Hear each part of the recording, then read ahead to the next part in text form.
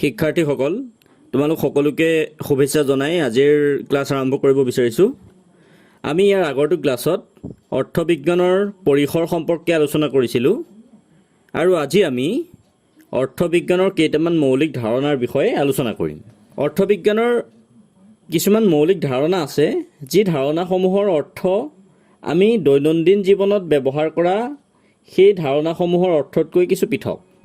মানে সেই ধাৰণাটো আমি দৈনন্দিন জীৱনত যেনেধৰণে ব্যৱহাৰ কৰোঁ অৰ্থবিজ্ঞানত কিন্তু সেই ধাৰণাটো ঠিক তেনেধৰণে বা সেই অৰ্থত ব্যৱহাৰ কৰা নহয়।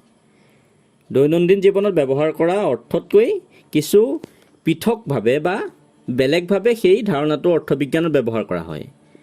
সেই তেনেধৰণৰ কিছুমান ধাৰণাৰ বিষয়ে আজি আমি আলোচনা কৰিম। আজি আমি আলোচনা কৰিবলগীয়া অৰ্থবিজ্ঞানৰ মৌলিক ধাৰণাকেইটা হৈছে বস্তু বা সামগ্ৰী, উপযোগিতা, সম্পদ, অভাৱ আৰু কল্যাণ। আজি আমি এই অৰ্থবিজ্ঞানৰ মৌলিক ধাৰণাকেইটাৰ বিষয়ে আলোচনা কৰিম। ইয়াৰে প্ৰথমটো হৈছে বস্তু বা সামগ্ৰী। এতিয়া বস্তু বা সামগ্ৰী বুলি ক'লে আমি সাধাৰণ অৰ্থত যি বুজোঁ অৰ্থবিজ্ঞানত তাতকৈ কিছু পৃথকভাৱে সেইটো বুজোৱা হয়। এতিয়া অৰ্থবিজ্ঞানত বস্তু বা সামগ্ৰী মানে কি সেই কথাটো আমি জানিব লাগিব। অৰ্থবিজ্ঞানত মানুহৰ অভাৱ পূৰণ কৰি সন্তুষ্টি প্ৰদান কৰিব পৰা সকলো সামগ্ৰী আৰু সেৱা কাৰ্যক বস্তু বুলি কোৱা হয় বা সামগ্ৰী বুলি কোৱা হয়। কিন্তু সাধাৰণ অৰ্থত আমি যিকোনো এটা পদাৰ্থকে আমি বস্তু বুলি কওঁ বা সামগ্ৰী বুলি কওঁ। কিন্তু অৰ্থবিজ্ঞানত মানুহৰ অভাৱ পূৰণ কৰি সন্তুষ্টি প্ৰদান কৰিব পৰা সামগ্ৰী আৰু সেৱা কাৰ্যকহে বস্তু বুলি কোৱা হয়। এতিয়া বস্তু বুলি কওঁতে সেই সামগ্ৰীও হ'ব পাৰে বা সেৱা কাৰ্যও হ'ব পাৰে, কিন্তু সি মানুহৰ অভাৱ পূৰণ কৰিব পাৰিব লাগিব বা মানুহক সন্তুষ্টি প্ৰদান কৰিব পাৰিব লাগিব। এতিয়া এই বস্তু বা সামগ্ৰীক প্ৰধানকৈ দুটা ভাগত বিভক্ত কৰিব পাৰি। ইয়াৰ প্ৰথমটো হৈছে ভৌতিক আৰু দ্বিতীয়টো হৈছে অভৌতিক। এতিয়া ভৌতিক বুলি কৈ দিয়াৰ লগে লগে যিসমূহ আমি খালী চকুৰে দেখা পাওঁ, যিসমূহ আমি স্পৰ্শ কৰিব পাৰোঁ, সেইবোৰ বস্তু বা সামগ্ৰী হৈছে ভৌতিক বস্তু বা সামগ্ৰী। উদাহৰণ হিচাপে তোমালোকে ডাষ্টাৰ, চকী মেজ, যন্ত্ৰপাতি, খাদ্যবস্তু, সেইবোৰ আমি কি হয় খালী চকুৰে দেখা পাওঁ, সেইবোৰ আমি স্পৰ্শ কৰিব পাৰোঁ, সংস্পৰ্শলৈ আহিব পাৰোঁ। গতিকে সেইবিলাককে কোৱা হয় ভৌতিক বস্তু বা সামগ্ৰী। আনহাতে সেৱাসমূহ, যিসমূহ আমি স্পৰ্শ কৰিব নোৱাৰোঁ, খালী চকুৰে দেখা নাপাওঁ, সেই সেৱাসমূহক অভৌতিক বস্তু বা সামগ্ৰী বুলি কোৱা হয়। এতিয়া উদাহৰণ হিচাপে শিক্ষকৰ সেৱা, চিকিৎসকৰ সেৱা, ৰাজনীতিবিদৰ সেৱা, আৰক্ষী বা অধিবক্তাৰ সেৱা, এই সেৱাসমূহে মানুহৰ অভাৱ পূৰণ কৰে, মানুহৰ সন্তুষ্টি প্ৰদান কৰে। গতিকে সেইসমূহো বস্তু বা সামগ্ৰীৰ অন্তৰ্ভুক্ত আৰু সেইসমূহক অভৌতিক বস্তু বা সামগ্ৰী বুলি কোৱা হয়। গতিকে আমি গম পালোঁ যে বস্তু বা সামগ্ৰীক প্ৰধানকৈ ভৌতিক আৰু অভৌতিক এই দুটা ভাগত বিভক্ত কৰিব পাৰি। এতিয়া এই বস্তু বা সামগ্ৰীক পুনৰ দুটা শ্ৰেণীত ভাগ কৰা হৈছে।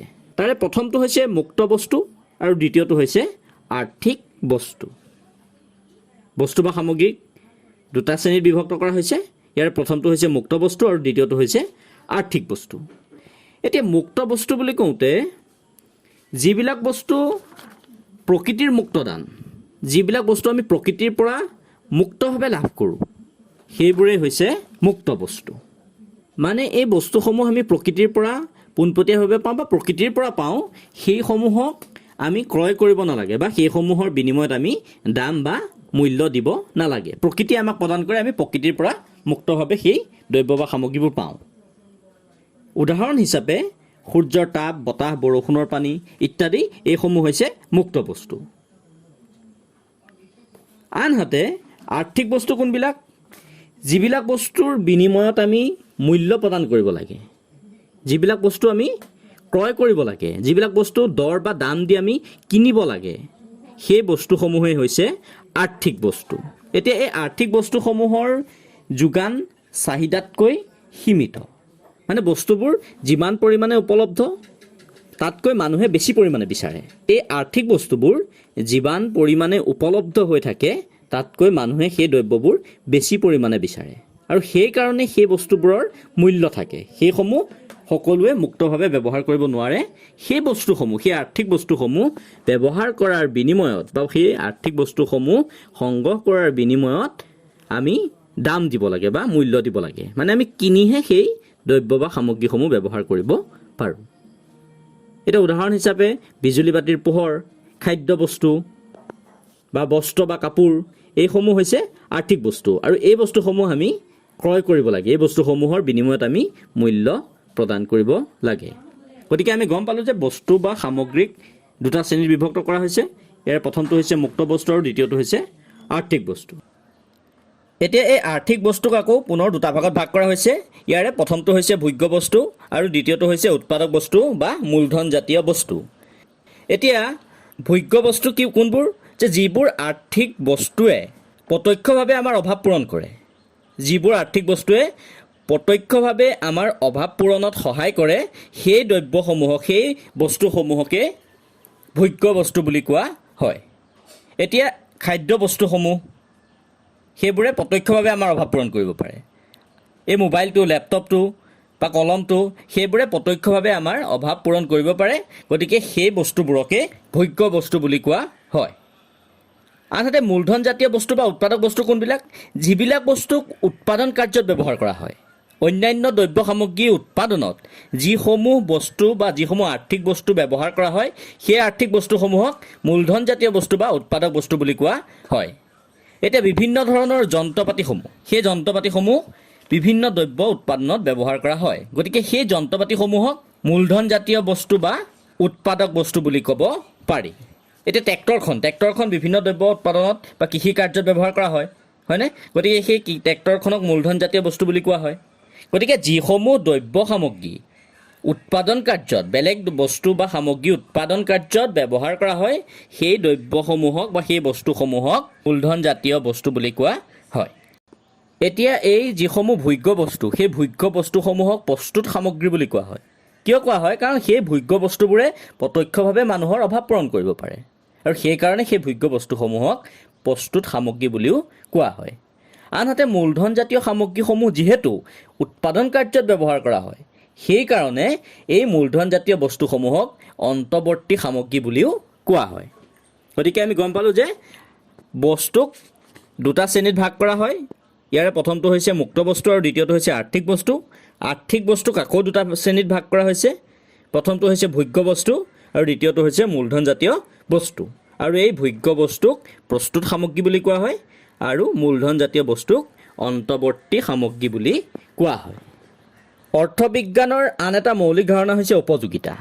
এতিয়া আমি জানিব লাগিব উপযোগিতা মানেনো কি?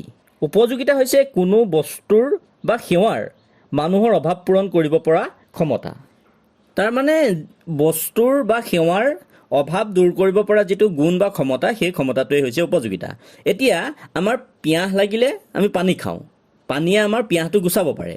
একেধৰণে কোনোবা এজন মানুহৰ ভোক যেতিয়া লাগিব, মানুহজনে যেতিয়া ভাত খাব, তেতিয়া মানুহজনৰ ভোক গুচে, হয়নে? ভোক দূৰ হয়। ঠিক একেধৰণে কোনো এজন ৰোগীক যেতিয়া চিকিৎসকে সেৱা আগবঢ়ায়, তেতিয়া সেই চিকিৎসকৰ সেৱাৰ পৰা ৰোগীজনে আৰোগ্য লাভ কৰে। গতিকে এই বস্তুসমূহে সেই ব্যক্তিসকলৰ অভাৱ যে দূৰ কৰিব পাৰিলে, বা সেই সেৱাসমূহে ব্যক্তিৰ যি অভাৱ দূৰ কৰিব পাৰে, সেই সেৱা বা বস্তুৰ অভাৱ দূৰ কৰিব পৰা যিটো গুণ বা ক্ষমতা, সেই গুণ বা ক্ষমতাটোৱে হৈছে অৰ্থবিজ্ঞানত উপযোগিতা।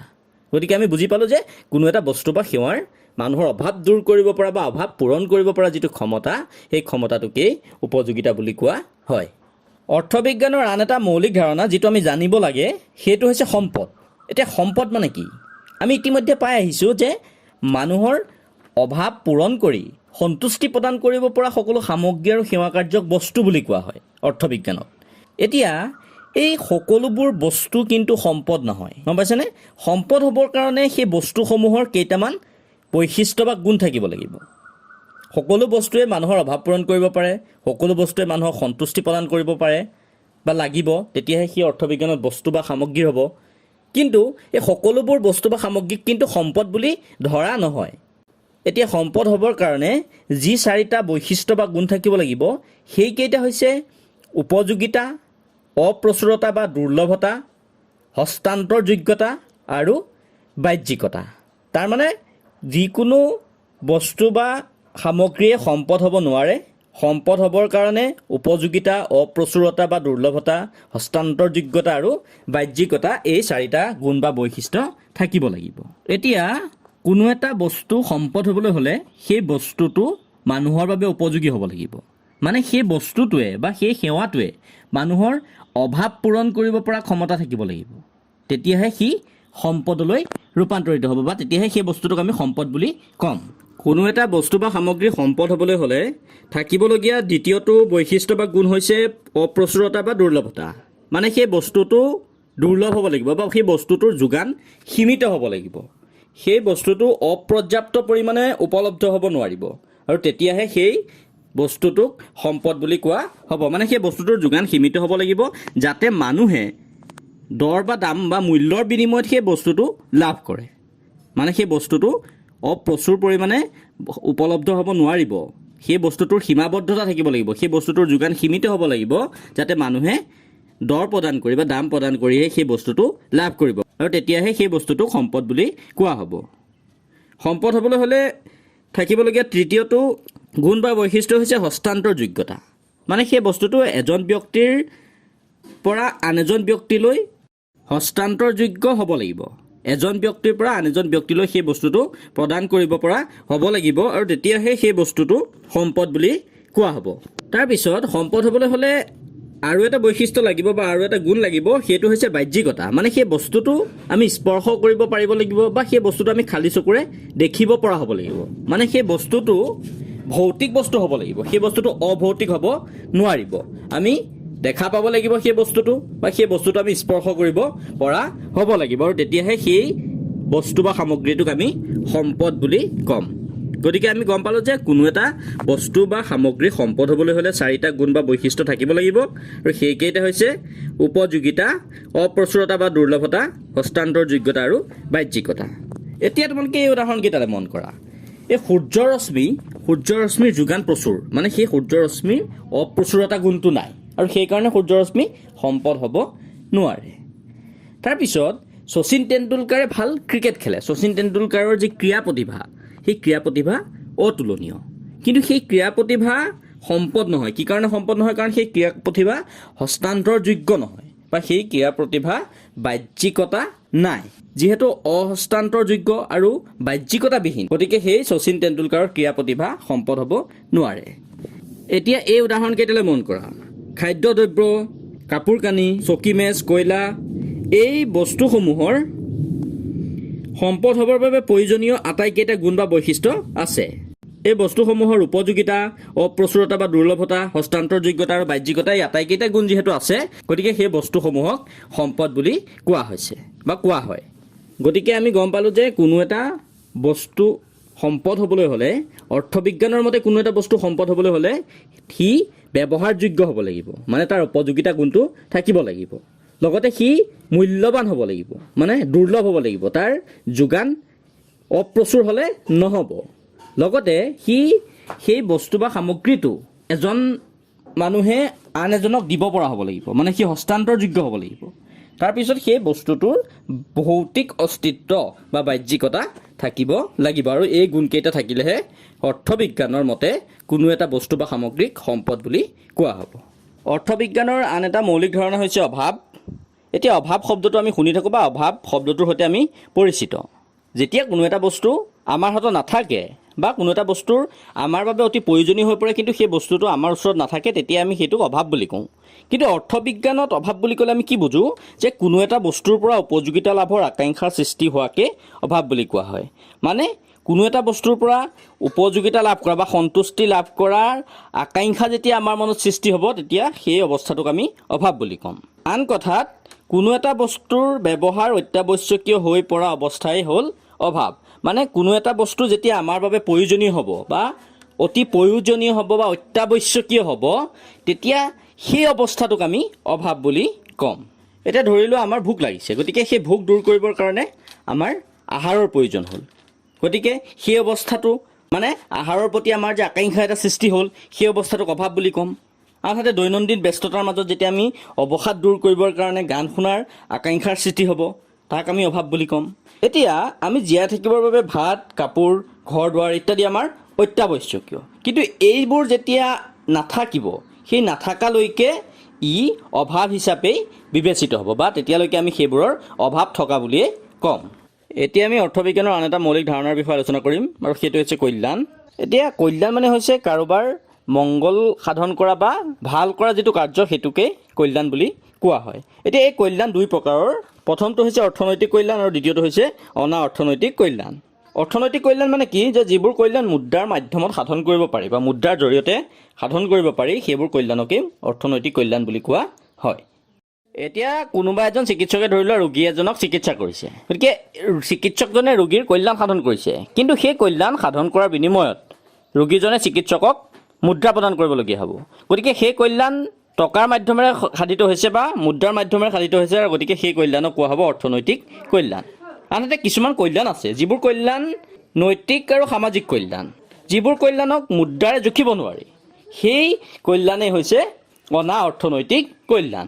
এতিয়া উদাহৰণ হিচাপে পিতৃ মাতৃয়ে সন্তানৰ বাবে যি কল্যাণ কৰে সেই কল্যাণ হৈছে অনা অৰ্থনৈতিক কল্যাণ, কাৰণ সেই কল্যাণৰ বিনিময়ত পিতৃ মাতৃয়ে সন্তানৰ পৰা কোনো মুদ্ৰা নিবিচাৰে, মানে অৰ্থৰ জৰিয়তে বা মুদ্ৰাৰ জৰিয়তে সেই কল্যাণ সাধন নহয়, গতিকে সেই কল্যাণ হৈছে অনা অৰ্থনৈতিক কল্যাণ।